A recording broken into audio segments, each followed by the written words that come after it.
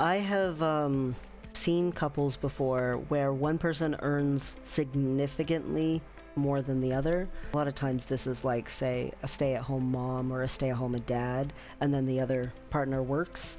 But sometimes it's just one person earns maybe like 2,000 a month and the other person earns like 7,000 a month. You know, like there's a big discrepancy there. And they're both working, but one is doing more or whatever, but they're not actually doing more. They're just earning more.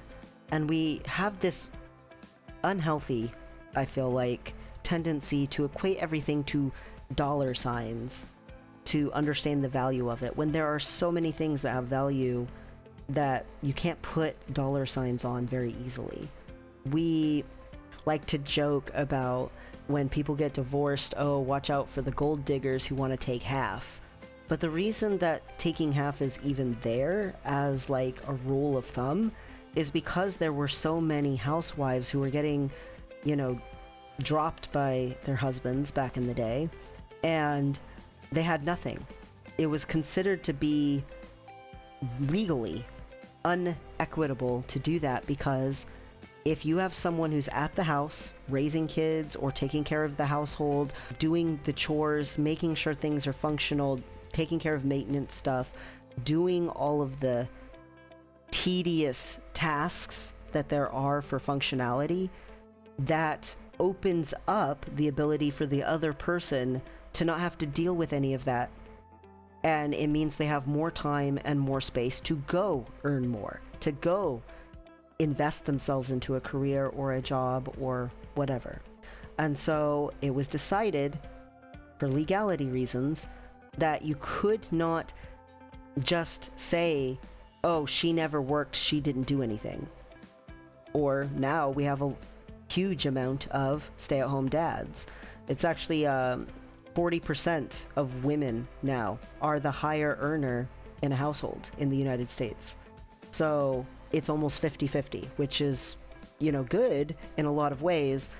But unfortunately, culturally, the whole gender dynamics thing hasn't caught up to that as quickly as women being able to go get a career has caught up. And then there are still some disparities even with that. But at least 40% of women are now the main breadwinner in a household. And it's not just tons of men going out and working and the women being the homemaker. There are more and more men who are starting to be homemakers. And that's, you know, more balanced. Balance is good. But the thing is their financial situation, for some reason, there are some couples who get it. As soon as they're like, I'm committed, marrying you, we obviously have joint money. Like, I can't imagine doing it any other way. They get that. This is a team. This is a partnership. So our money is now partnered. And we make financial decisions as a team. We work together as a team. There are some couples that just, they get it. And then there are some couples who really, really struggle with that concept. They're so scared of trusting all the way that it really messes up major dynamics in their relationship and even messes up their finances. Couples who keep a ton of money separate from each other, it means they can't invest into stuff together as easily. It means there's a struggle, a conflict. When something comes up that's for both of them, they have to convince each other of the value of it. And also, usually one person's kind of getting dragged along. I had a girlfriend, and she earned a ridiculous amount more than me. And I mean ridiculous amount more than me. I had to be really, really clear with her that I was very comfortable with a different standard of living than she was. And that if she wanted those things, that was fine, that was totally cool. But I didn't feel like it would be fair for her to expect me to pay for those things. And we had to have that conversation, because it wasn't just that I earned less, I also didn't want as much as she did. She wanted to have, international vacations, and she wanted to get her hair done and her nails done and stuff like that. I cut my own hair. I have never gotten a manicure in my life. I have never even been to like a spa thing and stuff like that. Like, I don't need that kind of thing. But she really liked those kinds of things. And there's nothing wrong with that. She could afford that. She could have that. 100%. Go for it. That's fine. Totally fine. Have no issues with that. She doesn't like eating fast food. She wants to eat at fancy restaurants. A $400 meal is totally worthwhile to her. I had never done that in my entire life until I had met her. It's about proportion. As far as like sharing goes and stuff, if you're not married to someone, having separate finances is an important thing. You could be in a relationship for quite a while before you start sharing finances. What she and I did is had our own separate finances, but had a joint, what we called the bill pay account, where we both could put into it. But what you put into the bills needs to be proportional to what you're earning versus what standard of living each person is comfortable with. And I've seen before a very straightforward, if one person's making 80% of the income and another person's making 20% of the income, then the person making 20% only pays 20% of the bills, and the person making 80% pays 80% of the bills. I agree with that to a certain degree, but there's also the standard of living. If one person really wants to live in a mansion and the other person would have been fine in a tiny house, saying, you've got to pay 20% toward this mansion that you didn't even want in the first place seems a little excessive for proportion. Because it's not just proportion to your income, it's also proportion to what you actually had desired in life. And so you have to have a discussion. Yes, I'm going to be living in this place because we live together, we care about each other, but I would never have purchased this. Not just because I can't afford to, but even if I had your income, I wouldn't have purchased this. It's not the lifestyle that I would have personally pursued for myself. Now, I'm willing to live there because I love you, but if we ever broke up, you would see very quickly I would move into something that wasn't this. But I understand that for you, you're more comfortable living this way. And it's not like it's terrible to live this way. As long as there's some compromises, for me it was trees. As long as there was some property that had trees and I could go out and be under the trees, maybe make some sort of a little fort or a shed or a garden or something, and get out of the mansion and have space that didn't feel like that. That meant that I felt I owed a proportion for some of it because we specifically compromised on getting what she wanted, kind of a thing, except there's also something that I wanted in there. So it made it more proportional and made it more fair to be, here, you have, 80% of the income, I have 20% of the income, and toward this property, we'll put something closer to that because the property has something I would want. It has something I would care about.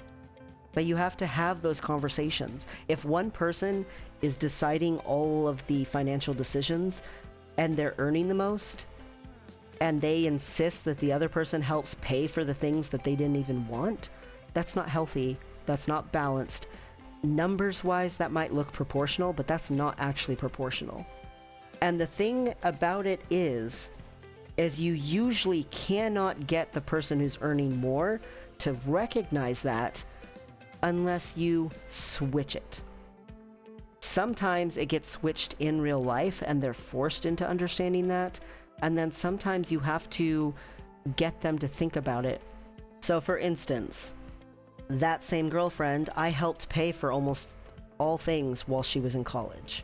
So when she was in college, she had no extra money. And so I paid for almost everything.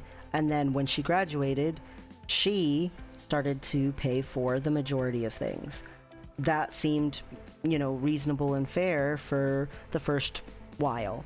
But as we went on, it became more and more important to have important discussions about what was proportional and what we actually cared about. And things that I for sure would buy or do for myself, I had no problems with spending that money. But when she wanted something above and beyond extra, she knew that that extra was coming out of her money and that I wasn't going to help her pay for the extra thing she wanted. So for example, when we bought a mattress, she wanted this mattress that was way out of my budget. And I told her, I'm willing to put this much down toward a mattress because that's how much I would put down toward a mattress. But the extra, I wouldn't do that. Same thing with our couch. I paid how much toward the couch I would have paid toward a couch. And then she wanted this big giant modular couch and stuff, so she paid the extra. That's proportional because it's not just she earns more, I earned less. It was also how much would I actually put into this versus how much would you put into this. She grew up with a lifestyle where, you know, she had some nicer things and stuff. So she was used to that kind of lifestyle and wanted to continue to have that. I grew up in extreme poverty, so I was not, you know, in pursuit of those kinds of things. I honestly, until her, had not actually experienced any of those kinds of things. And thanks to her, there are some things that I genuinely took from that and realized I do want this in my life. For instance, I don't almost at all eat fast food anymore. Now, do I buy $400 fancy meals and call it good? No, but you know, I would rather eat less often and eat some local fun restaurant, spend like, you know, 60 to 80 bucks doing that once a month than going to some fast food thing every week. And it changed the way I saw certain types of luxuries, because when you grow up super poverty, sometimes luxuries seem like frou-frou wastes and just complete and total bullcrap. But in actuality, some luxuries, they are like just flat out. Some of the sheer wastes are very real, but some of it is absolutely just a change in quality of life. I had the ability to appreciate that I actually would spend more on this than I thought I would once I experienced it. And so my proportion rose as I got used to certain things that I actually liked. But some things never changed. I still, to this day, I have no interest in living in a mansion. If I, you know, am with someone in the future, they want a mansion, the only reason to have a house that big, as far as I can tell, is if you have that many kids, so that each kid can have a room. You know, that makes sense to me. But otherwise, it's like, what is all this space for? I'm just not that person. So if I'm with someone in the future who wants a mansion, you know, I will have that conversation with them. Look, I'm not going to pay a ton of money. I'm not going to go in half-seas with you on this mansion that I don't even want. That's not even of interest to me. I get that you want it. I get that it's of interest to you. It's important to you. But I'm not going in on half-seas on something that is not interesting, that I wouldn't have bought anyway. And it's really important to create some sort of ground rules with your person and to have some sort of joint income or joint bill pay account or whatever you want to call it, some sort of joint finances, because it means you can invest together. It means you can dream together. It means, oh wow, we're going on this vacation. Instead of you paying your part and me paying my part, we're going together and we both get to talk about how amazing this is going to be. If one person is paying the most toward the vacation, they're going to feel like they have the most control over what's happening on the vacation. And they're going to take for granted all the contribution of the other person and the fact that would they even have as much fun on the vacation if the other person wasn't there? If they just went by themselves, would it be as good of a time? There's a real subjectiveness to value that money doesn't apply to very well. And it's very important that if you have a long-term relationship, if you flat out have a marriage, and you're making plans together, you have a future, you have goals and dreams, you need to be able to jointly put money toward that. You need to be on the same page and have balance when you're going toward that. And if one person earns way more than the other person, then be proportional about it.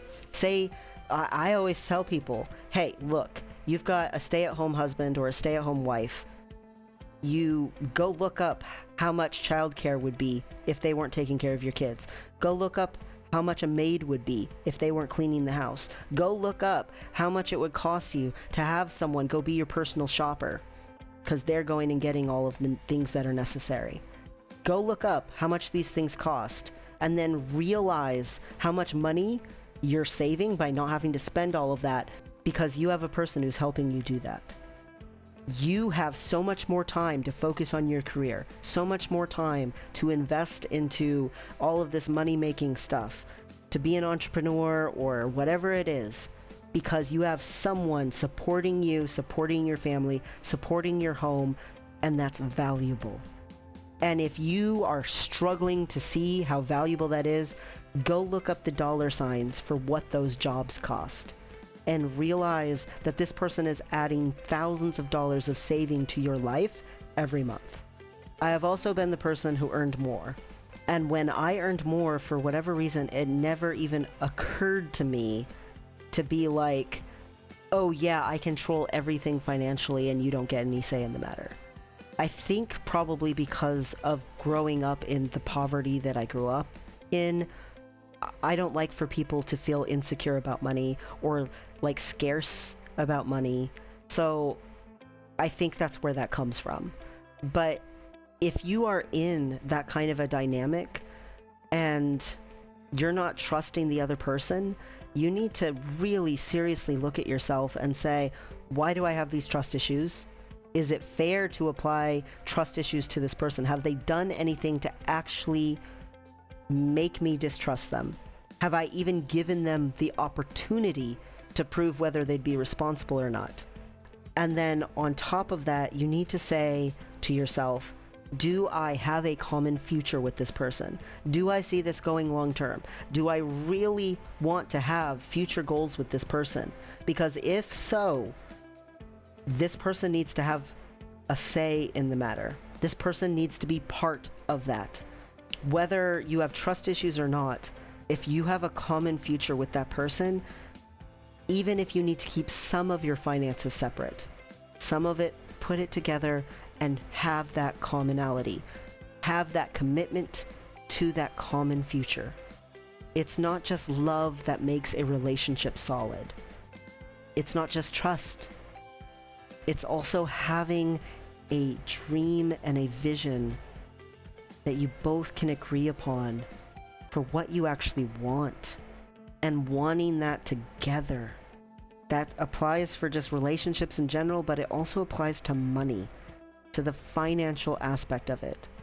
If you're choosing investments and the other person has no idea where those investments are, why is that? Do you not see a future with them?